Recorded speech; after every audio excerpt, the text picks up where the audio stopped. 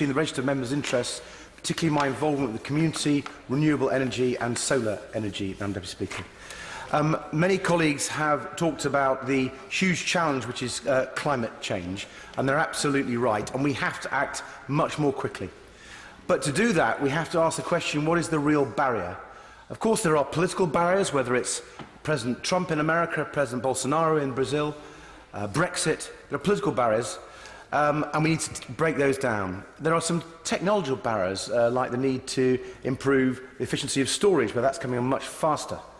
But the biggest barrier, in my view, Madam Deputy Speaker, is now finance. And we have to change the way our financial system works. Because the fossil fuels have been the energy leader for 200 years, they have seeped throughout our society and our economies. And whether it's the city, whether it's our banks, whether it's our pension funds, whether our hedge funds, all investments, fossil fuels are within and entwined in those in a very deep, profound way. So in our stock markets we have Shell and BP, of course, very successful companies, but they, if you're a pensioner, quite a significant part of your pension may well come from the returns expected from a BP or a Shell investment. And that's the challenge we have, Madam Speaker. If we're going to green our economy, we've really got to get serious about finance.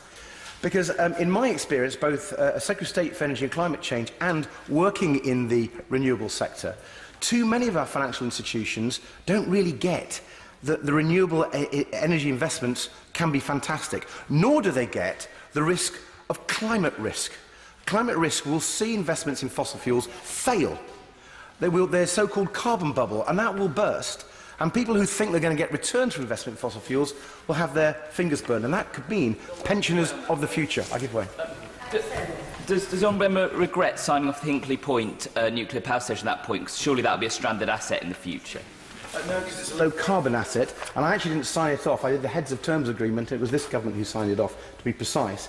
But the difference between that and the fossil fuels investment that I'm speaking about, whether we can have a discussion about nuclear, is it is low-carbon, so it doesn't really follow the point I'm trying to make. The real issue, Madam Speaker, I'm trying to bring to the House's attention, is a huge amount of vested interest in the fossil fuel sector that seep throughout our economy and throughout finance. And so if we're going to be really radical, we need to decarbonise capitalism. We need new regulations and new laws to completely change the incentives. So any investor needs to factor in climate risk. So to give you some practical examples, I'm hoping to see the Governor of the Bank of England in due course. It will be a private meeting, Madam Deputy Speaker. What I want to say to Mark Carney, who I consider a hero in this area, is that I think the Bank of England should require in its reserve requirements that banks have to put to the Bank of England that they are weighted by how carbon intensive the investments in the portfolio of that bank are. So that will encourage banks to lend to green initiatives. I want to ensure that the pension regulators are looking at the pension portfolios and determining which are low carbon and which are high carbon, and supporting the low carbon initiatives. I want to make sure that through corporate governance there is complete disclosure in a company's accounts and their assets and liabilities about how much of that is involved in fossil fuels, so investors can decide whether they really want to invest in a company which is so exposed to carbon risk. I want to ensure that if you want to list on the UK Stock Exchange, you have to be transparent and disclose how much of your activities are going to be in fossil fuels. I want a new treaty to back up the Paris Treaty, Madam Deputy Speaker. I would call it a fossil fuel non-proliferation treaty, a global treaty to say we've got enough fossil fuels, we don't need any more. In fact, we're not going to be able to use the ones we've got. This is the sort of radical change we need if we're going to tackle climate change, because it's not just about the policies in this country, though we've made some real progress. We have to...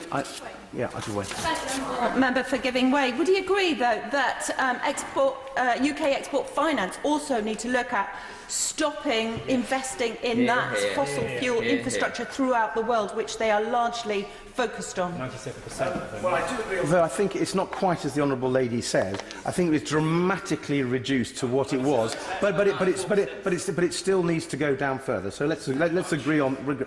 Okay, and to take the intervention.